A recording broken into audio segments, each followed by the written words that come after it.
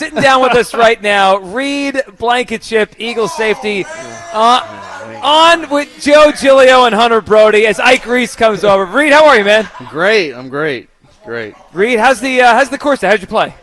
Well, the course is great. The weather's perfect. My golf game needs to be worked on. I think a lot of people probably feel that way. You can't be the only one. I mean, I'm just out here to have fun at the end of the day. So.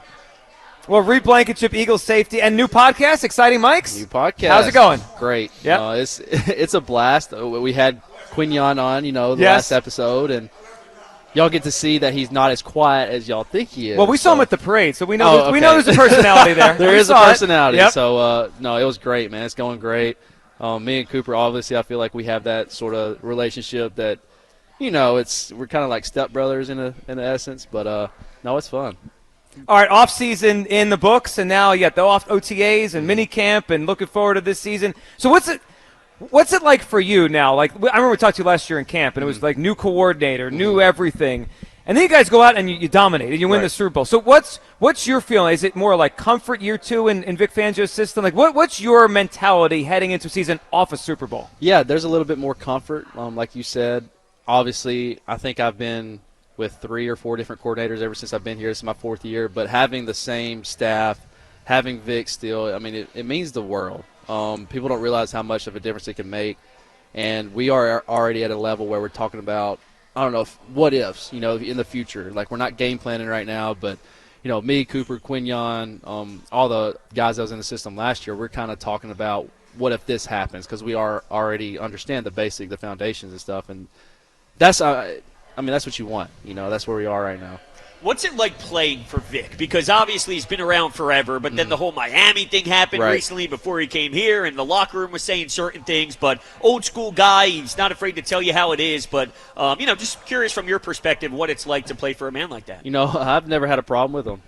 I understand how he coaches. I've always been coached like that. I want to be coached hard. And, whatever was said in Miami, I mean, that's their locker room. Our locker room is completely different, and I believe, in my opinion, and we got guys that like to be coached and like to be held accountable, and obviously that shows on the field. So, we're a young group, but I mean, we understand that if we want to win the big things, we gotta be coached hard. So you mentioned you're a young group. What's it like for you? You're like one of the vets now. I know. I mean, are you the oldest guy in the secondary? I think Adoree is. Okay, right. That's right. I think he has 2 years on me. But you're up there, and I'm up there. and you're young still. I'm young. So has that changed the way you go about your business? Because you had Slay here, you had CJ, GJ, guys that have been around the NFL, especially Slay, for a long time.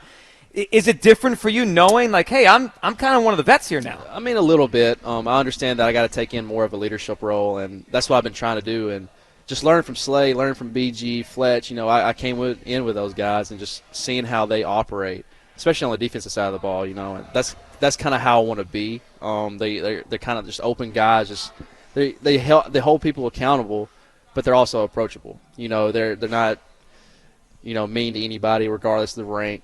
And that's what I want to keep in that DB room, especially, is just, look, everybody's here for one reason only, that's to have success, and that's to win a Super Bowl.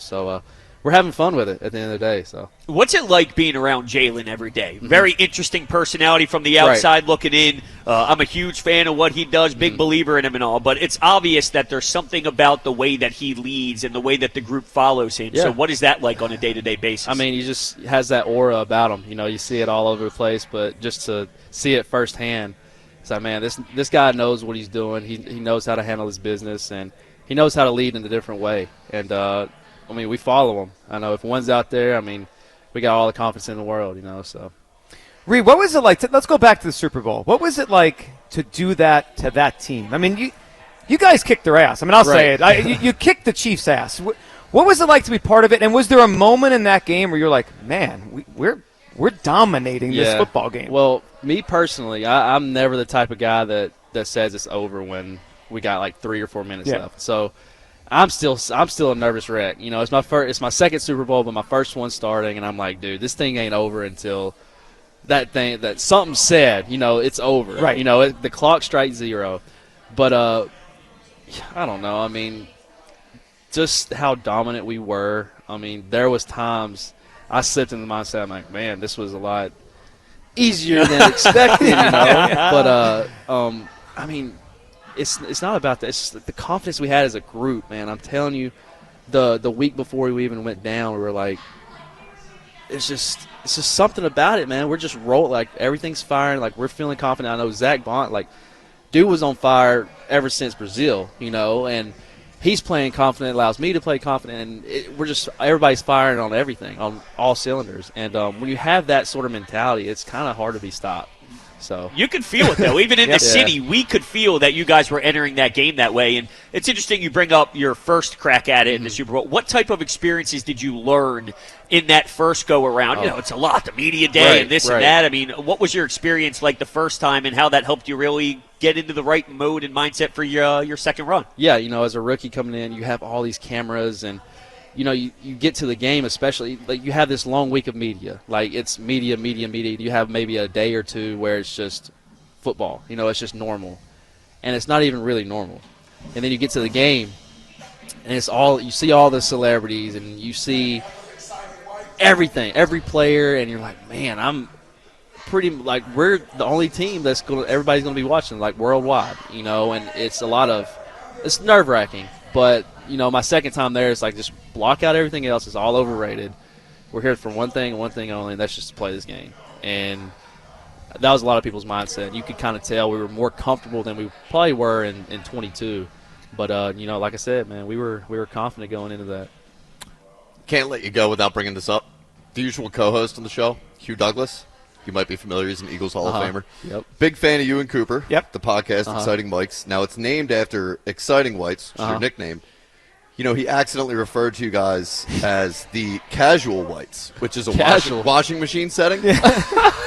We were talking about the defense the other day, and like the whole defense came up, and he was like, and you got the Casual Whites, and we're like, wait, that's oh my god. Any thought to running with that, or you think you're going to stick with Exciting Whites? I think Exciting Whites is a lot better. It stands out more than Casual Whites. Yeah. You don't want to be casual on the football field. Not really. That means we're not doing our job. I'm glad we had to tell you. We couldn't let you go without telling you. That's hilarious. Especially because he's not here today, so we can laugh at him. Reed, listen, man, we appreciate you sitting down. Enjoy the rest of the summer and minicamp next week, but enjoy summer, and I'm sure we'll see you at training camp. Yes, sir. Appreciate y'all. There he goes. Reed Blankenship, Eagles Safety with